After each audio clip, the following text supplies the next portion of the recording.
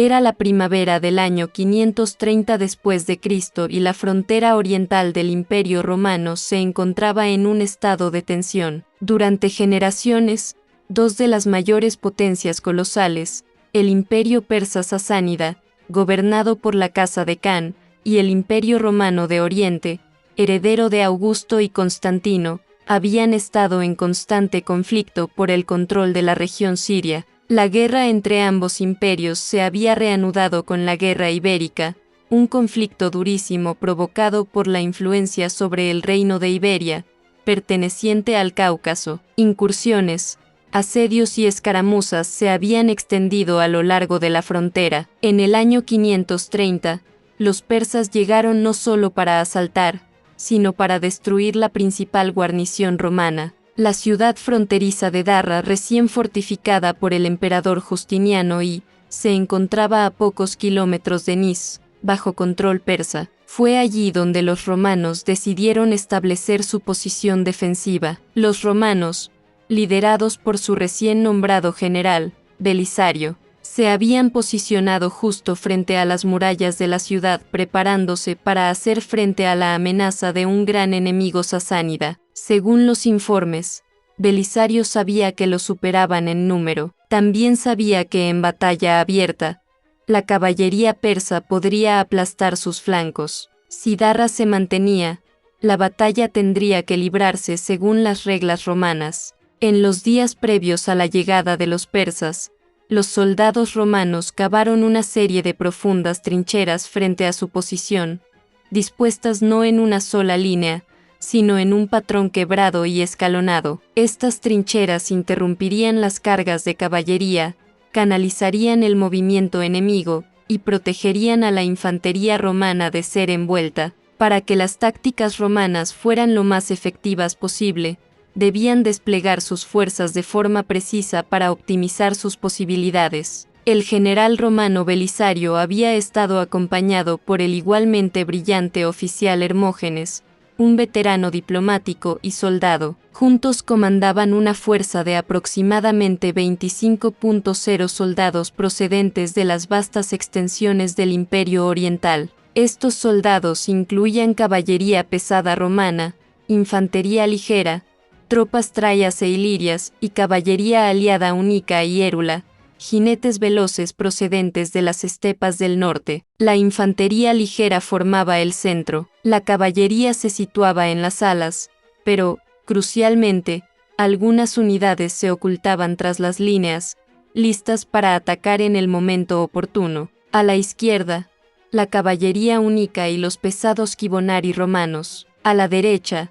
esperaba más caballería, incluyendo bucellari de élite. El plan era simple en su concepción, pero audaz en su ejecución: dejar que los persas atacaran, absorber sus asaltos y luego atacarlos con contraataques repentinos y decisivos. Cuando llegó el ejército persa, confiaban en su superioridad numérica. Podían ver las murallas de Darra tras las líneas romanas y asumieron que el enemigo se había visto obligado a una resistencia desesperada. El comandante Sisánida Firu inspeccionó el campo de batalla y se sintió irritado, pero no alarmado, por las trincheras romanas. Creía que su pesada caballería persa aún podía romper las formaciones romanas con su peso y habilidad.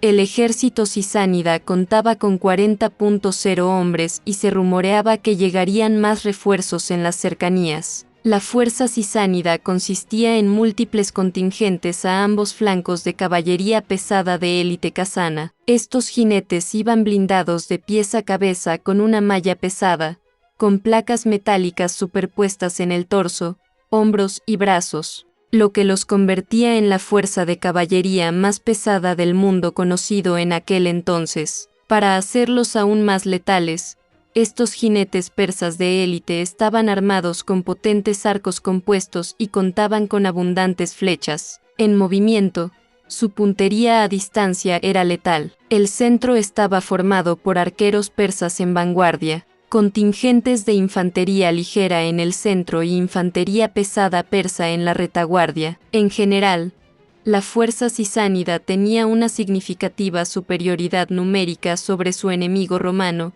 especialmente en caballería. Belisario no solo era superado en número, sino que la calidad de sus tropas era simplemente superior en comparación. Había pasado suficiente tiempo. El comandante sasánida Firous dio la señal y su caballería persa de élite, a la derecha, avanzó con ímpetu. Firuz solo optó por desplegar su flanco derecho en la batalla, quizás para comprobar las debilidades de las líneas romanas mientras esperaba refuerzos. Miles de jinetes persas avanzaron a la carrera. Su pesada armadura, sumada a su peso, los hacía aplastar el suelo bajo sus pies. Pero al llegar a las líneas romanas, la carga perdió casi todo su impulso. Los caballos tropezaron en las trincheras. Las formaciones se desintegraron. Los jinetes se vieron obligados a reducir la velocidad o a concentrarse en accesos más estrechos. Esto era exactamente lo que Belisario preveía. Al principio,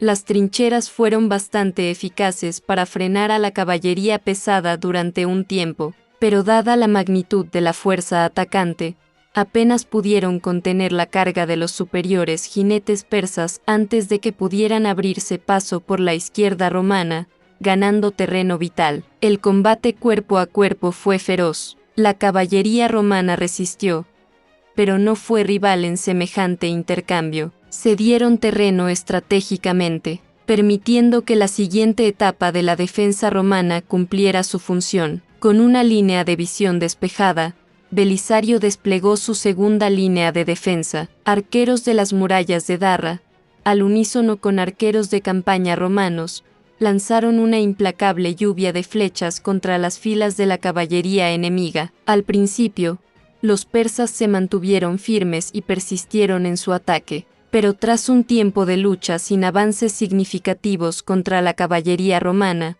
la continua lluvia de proyectiles se volvió demasiado potente y se vieron obligados a retirarse con táctica hacia el grueso de las fuerzas persas. El ataque sisánida fue infructuoso. Sufrieron bajas mínimas y, lo que es más importante, este breve combate les permitió evaluar las defensas enemigas antes de lanzar una ofensiva a gran escala. Al segundo día, el ejército sisánida recibió 10.0 refuerzos. Toda caballería, principalmente pesada, y además, caballería inmortal persa, el grupo de soldados más selecto de todo el ejército sasánida. Al amanecer, Firu, confiado en sus filas ahora reforzadas, decidió intentar definir la batalla de manera decisiva. Colocó a sus mejores tropas, los inmortales, al frente de su flanco izquierdo, preparándose para un avance masivo dirigido a los flancos izquierdo y derecho romanos. Fuse dio la señal. Los arqueros persas abrieron el camino y se enfrentaron a los arqueros enemigos, conteniéndolos, proporcionando cobertura estratégica para su caballería que avanzaba, a la vez que neutralizaban la amenaza de los arqueros romanos, quienes demostraron ser un componente esencial de la defensa de Belisario, mostrando su importancia para mantener a raya a los persas en la batalla del día anterior. Los arqueros se enfrentaron en el centro, mientras que la caballería sisánida ganó impulso y comenzó a avanzar hacia los flancos enemigos. La batalla había llegado a ese preciso instante. Belisario y sus hombres se prepararon para el inevitable momento de máxima tensión que se cernía sobre ellos. La pesada caballería sisánida, sin prestar atención a las trincheras romanas ni siquiera a su propia seguridad, avanzó con fuerza sobre las líneas romanas. El impacto de los pesados caballos de guerra y las armaduras metálicas generaba un sonido intenso, impresionante para cualquier jinete que tuviera la mala fortuna de estar cerca. El plan persa dependía de una fuerza dominante. Su caballería pesada concentró todo su poder contra los flancos romanos. El peso y el enorme tamaño de la fuerza sasánida resultaban decisivos frente a los flancos romanos, más reducidos. La caballería inmortal, fuertemente blindada, era particularmente determinante, abriendo paso con firmeza en el corazón del flanco derecho romano. Belisario era lo suficientemente competente como para saber que sus hombres no podrían sostener tal presión por mucho tiempo. Necesitaba actuar con rapidez o arriesgarse a perder sus flancos y, en última instancia, toda la batalla, junto con su reputación como futuro general. Como era de esperar, el general romano tenía un plan. Desplegó su caballería única, situada en los flancos interiores, para presionar los expuestos flancos sasánidas. Los sasánidas habían avanzado decididamente sin prestar atención al centro romano. Esta maniobra los tomó por sorpresa, ralentizando momentáneamente su avance. El general romano desplegó entonces su siguiente estrategia defensiva,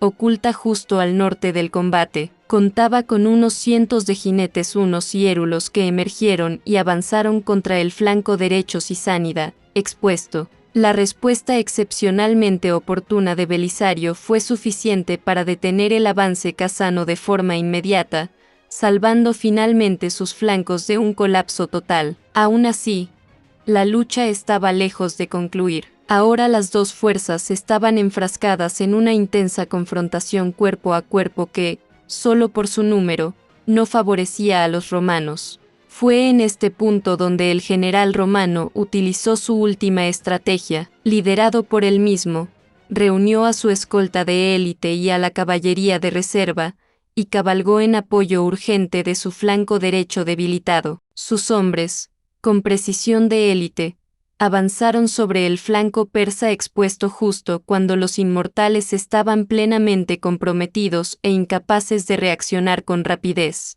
Esta maniobra del general romano resultaría ser el punto de inflexión en la batalla, ya que ahora el impulso cambió rápidamente a favor de los romanos. La derecha sasánida se vio repentinamente presionada desde tres direcciones. Fueron los primeros en mostrar señales de agotamiento. No resistieron mucho más hasta que se inició una retirada organizada, dejando a los sasánidas aislados. En un rápido giro de los acontecimientos, los sasánidas estaban al borde de una retirada general, con sus regimientos de élite totalmente expuestos, separados y a punto de ser rodeados. Su general no podía hacer mucho en ese momento. Firuze contaba con abundantes reservas de infantería, pero para cuando la línea sasánida comenzó a ceder, la infantería estaba demasiado atrás y sería demasiado lenta para apoyar a sus compañeros, sin mencionar el hecho de que la infantería romana no había participado directamente en el enfrentamiento y podría desplegarse rápidamente y contrarrestar semejante movimiento. Aceptó que era demasiado tarde para desplegar su infantería. Firuz simplemente no logró revertir la situación. La derrota en Dara marcó un punto de inflexión en la frontera oriental, demostrando que la disciplina, la preparación y el liderazgo podían superar una fuerza dominante. Desde ese día, el nombre de Belisario resonó por todo el imperio, un símbolo de la resiliencia romana renovada frente a toda expectativa. Para más videos dale me gusta, suscríbete y compártelos con tus amigos.